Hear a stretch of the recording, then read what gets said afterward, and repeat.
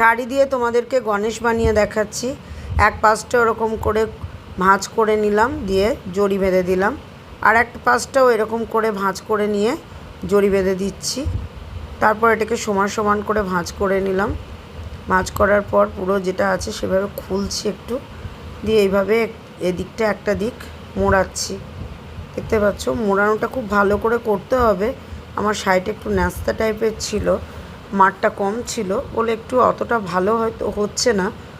খুব ভালো মাঠ থাকলে কানগুলো খুব, মানে নতুন শাড়ির যে একটা মাঠ থাকে, খড়খড় থাকে, তাতে কানটা ভালো হতো, কুচিগুলো ভালো হতো।